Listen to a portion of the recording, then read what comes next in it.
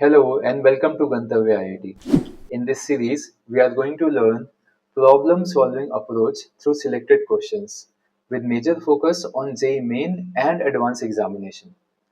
अगर हम किसी भी कॉम्पिटिटिव एग्जामिनेशन खास करके जेई मेन और एडवांस में आए हुए क्वेश्चंस को एनालाइज करें तो हम ये देखेंगे कि क्वेश्चंस को लिमिटेड टाइम में एक्यूरेसी के साथ सॉल्व करने के लिए सब्जेक्ट नॉलेज के साथ साथ दो बातों का ध्यान में रखना काफी इंपॉर्टेंट है। एक है पैटर्न रिकग्निशन एंड ऑब्जर्वेशन और दूसरा है मैनिपुलेशन। अक्सर क्वेश्चंस इन्हीं दोनों के कॉम्बिनेशन से बनाए जाते हैं। Pattern recognition in the sense that maybe in a given question if you have an equation there is some pattern in the coefficients। हो सकता है कि coefficients में आपको कुछ pattern दिखाई दे। Maybe a given algebraic expression has a symmetrical pattern। कुछ symmetry हो सकती है उस equation में या expression में। If we have a question based on geometry there might be some geometrical pattern। अगर हम इन पैटर्न्स को स्टार्टिंग में डिकोड कर देते हैं तो हमें एक अप्रोच डिसाइड करने में आसानी होती है and then we can go ahead and solve the questions in limited amount of time with accuracy. So let us begin this video with a question, and this question is based on an exponential equation. So this is an exponential equation. We need to find all real numbers, all the real values of x which satisfy the given equation. अब अगर हम यहाँ पर थोड़ा observe करें तो हम ये देखेंगे कि इस पूरे क्वेश्चन में जहां भी वेरिएबल है वो 2 और 3 के बेस के साथ में लिखा हुआ है। For example 4 to the power x को भी हम 2 की पावर एक्स का होल स्क्वायर लिख सकते हैं। 6 की पावर एक्स को हम 2 और 3 की पावर एक्स में ब्रेक कर सकते हैं and 9 to the power x can also be written as 3 to the power x whole square. तो इस रीजनिंग के साथ अगर हम इस क्वेश्चन को सॉल्व करते हैं तो स्टार्टिंग में let us assume that 2 raised to the power x is equals to a and 3 raised to the power x को मैं b assume कर लेता हूँ so that मुझे ये बार बार ना लिखना पड़े। Alright, so our given equation now becomes a plus b minus a square। 6 to the power x can be written as 3 to the power x into 2 to the power x, so it becomes plus ab and 9 to the power x becomes b square equal to 1। अब यहाँ पर जैसा कि मैंने पहले भी एक बार बोला था कि अगर हमारे गिवन क्वेश्चन में number of variable number of equation से ज्यादा है तो अक्सर ऐसा होता है कि कंपैरिजन करके हम उन वेरिएबल्स की वैल्यू को निकालते हैं। यहाँ पर अगर हम देखें तो सब कुछ एक ही सिंगल एक्सप्रेशन में कंबाइन करना स्ट्रेट फॉरवर्ड तो नहीं है, बट अगर हम यहाँ पर देखें तो ए स्क्वायर बी स्क्वायर और ए बी का टर्म है जिससे कि हमें एक हिंट लग सकता है कि शायद हमें ए प्लस बी होल स्क्वायर बनाना होगा, बट वो करने के बाद हमें कुछ प्रॉमिसिंग नहीं मिल रहा है। So we should think in a different manner. हम इसको किसी और तरह से सोचते हैं। Let me take everything on right hand side.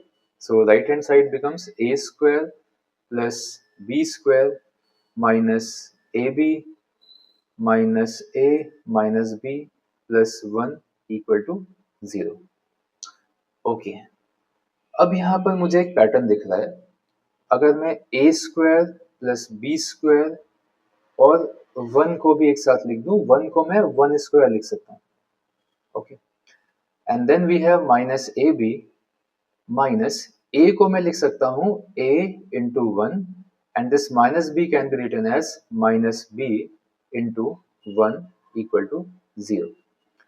अब इसमें मैं क्या करने की कोशिश कर रहा हूँ, सपोज हमारे पास 3 रियल नंबर्स हैं ए बी सी एंड वो तीनों नंबर्स कोई भी रियल नंबर हो सकते हैं and we have an expression of this form.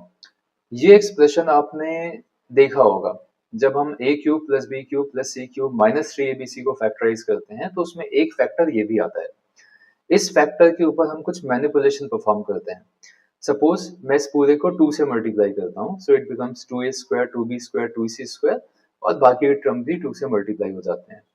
अब यहाँ पर अगर मैं एक a स्क्वायर और एक b स्क्वायर को 2ab के साथ रखता हूँ तो मैं a minus B whole square complete कर सकता हूँ। इसी तरह से बचा हुआ एक a स्क्वायर और एक c स्क्वायर को लेकर के मैं 2ca के साथ रख करके अगेन एक परफेक्ट स्क्वायर कंप्लीट कर सकता हूँ. So in this manner if I rearrange the term in this manner I will get 3 perfect square expressions. तो हमें ये मिलता है a minus B whole square plus B minus C whole square plus C minus A whole square equals to 0.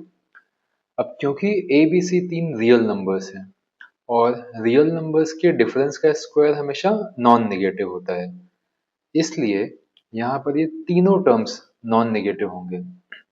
अगर तीन non negative terms का addition 0 है तो ये तो सिर्फ एक ही केस में हो सकता है, तो वो केस है जब तीनों के तीनों टर्म 0 हो.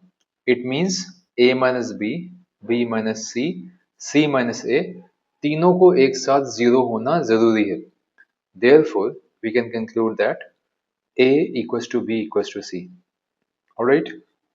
अगर हम इस कॉन्सेप्ट को अपने क्वेश्चन में फिट करने की कोशिश करें तो आप इजीली कर सकते हो. नाउ यू कैन ऑब्जर्व कि यहाँ पर c की जगह एक्चुअली 1 है. तो अगर मैं c की जगह पर 1 रखता हूँ तो ये एग्जैक्टली उसी फॉर्मेट में है a square plus B square plus C square minus A B minus A C minus B C equals to 0. तो इसको देख करके we can directly conclude that this is possible only and only when a is equals to b is equals to c which is 1. अब यहाँ से हमें क्या करता है, a की वैल्यू 1 होगी and at the same time b की वैल्यू भी 1 होनी चाहिए. a हमने 2 raise to the power x को अज्यूम किया था, so 2 raise to the power x equals to 1 and 3 raise to the power x equals to 1. वैसे तो डायरेक्टली x इक्वल्स टू 0 दिख रहा है हमें, otherwise you can compare the exponents. You can write 2 raised to the power 0 and 3 raised to the power x equals to 3 raised to the power 0. By comparison of the exponent we get to know that x is equals to 0. So this is our answer. X equals to 0 is the only solution of the given equation.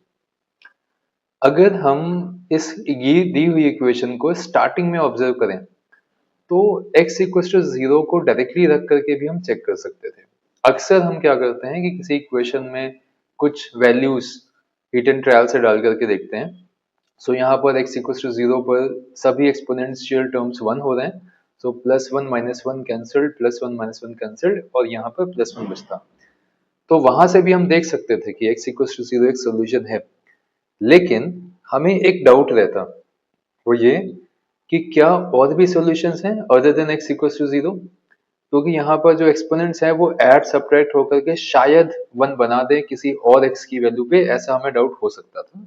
But in this manner we solve the entire question, we got the all the solutions और वो हमें सिर्फ एक ही solution मिला 0. Alright, so I hope you understand the concept, and if this video added any value to your preparation then please don't forget to like, share and subscribe the channel. Thank you so much.